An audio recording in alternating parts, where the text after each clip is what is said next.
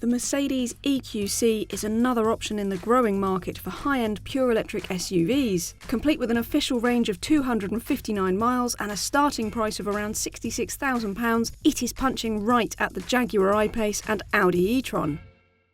And it has to be said that the EQC seems to have a lot going for it, not least the fact that officially it goes further and costs less than the Audi e-tron that is its absolute nemesis. But it isn't that simple, because actually the way the Mercedes is equipped means that most buyers are going to want to go for an AMG line car with a premium pack, which makes it actually very expensive, and it has the smallest battery of the I-Pace and e-tron electric SUV trio. So what we need to know is, how far does it go in the real world? Is it really the best value of these three SUVs, and how does it drive?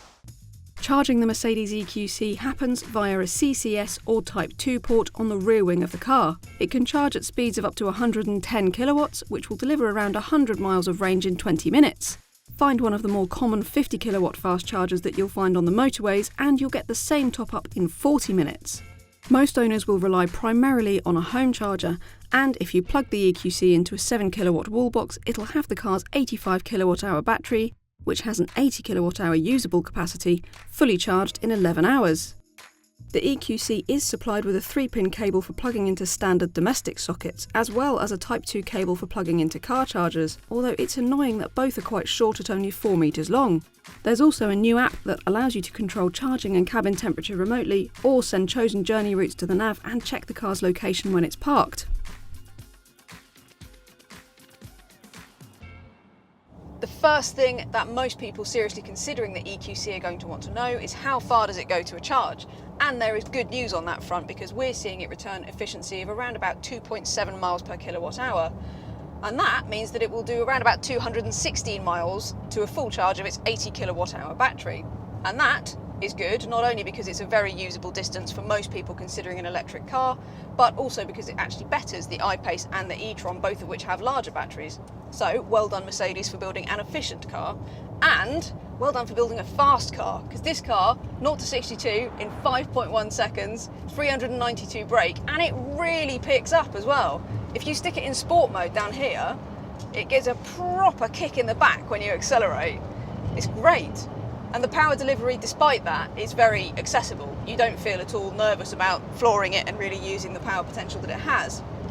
Partly that is because it's got loads of grip, so the EQC is front-wheel drive most of the time, and then it kicks into four-wheel drive when you accelerate hard or if the surface is poor or anything like that. It's no serious off-roader, don't get me wrong, but it will give you a lot of peace of mind when the conditions are bad, and it also allows you to tow quite well. So this can tow up to 1,800 kilos, which, by electric car standards at least, is actually not bad at all. A lot of electric cars aren't rated for towing at all, but at least with that you could tow a light caravan quite easily. On top of that, the brake regen is very well set up, so it's very intuitive. You can choose from different modes. The easiest thing to do by far is just pull this paddle on the steering wheel and it kicks into auto mode. So it uses the radar on the front of the car, which is standard on the entire EQC range, to tell when there's a car in front, and it will adjust the brake regen to keep you a safe distance away. So if there's a car close to me in front, then the brake regen will be very heavy. If there's nothing in front of the EQC, then it will just coast clearly down the road with no brake regen. And actually that works quite well, I find. It's very easy to get used to, and it bleeds in very smoothly, and before you know it, you find that you're not even thinking about it, which is what you want. It is really good to drive.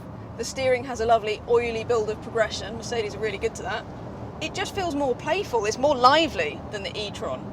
It's got a real sort of sense of willingness when you go around corners in it. You want to drive it quite hard. And yet for all that, it is also so quiet. This car is relaxing.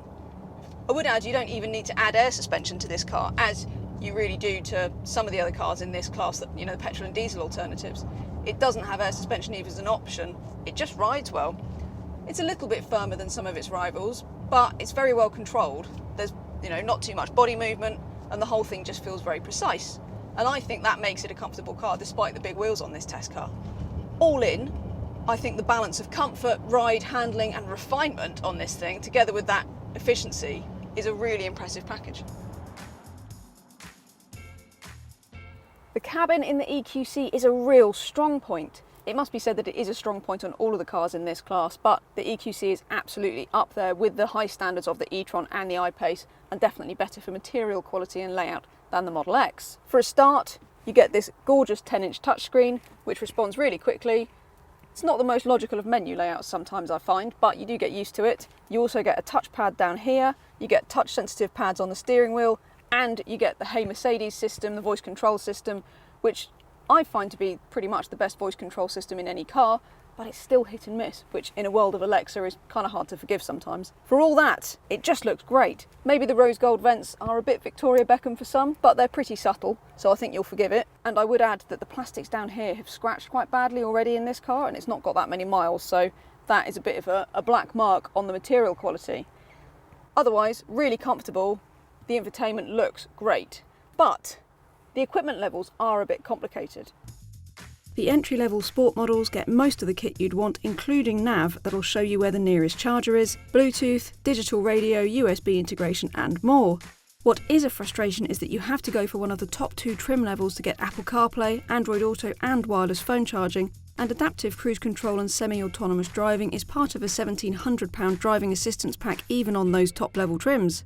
So, while you do get electrically adjusted heated seats, keyless entry and go, leather upholstery and an advanced infotainment system on every EQC, the vast majority of buyers will be tempted into one of the higher spec trims that cost over £70,000. Spec for spec, that makes the EQC very similar in price to its rivals. Practicality is good in the EQC. An Audi e-tron or Tesla Model X is way roomier still, but the 500-litre boot is a good size and there's underfloor storage to keep the cables out of the way. Clearly, there are a few problems with the EQC. There's no front storage and you're pretty much forced into a more expensive AMG line spec if you even want basic stuff like Apple CarPlay, and that really does feel pretty unfair. For all that, it is still competitively priced against the e-tron and the I-Pace when you take all of that into account. The range is really good, efficiency is definitely better than those two, so it has got a lot going in its favour. On top of that, I really like the way it drives and I love the interior. However, I think a lot of it's going to come down to whether you like the way it looks, which I think is a pretty divisive thing actually. I know a lot of people that really love it and I know a lot of people that really hate it. So, you know, you can only make your own mind up about that. It's very subjective. If you do like the way it looks, if you like what it's about, then it's going to do everything you want and probably a little bit more. Head to DrivingElectric.com for all of the electric and hybrid car advice, news and reviews you could possibly want. And check us out on Twitter, Facebook and Instagram. While you're here, don't forget to hit subscribe on our YouTube channel.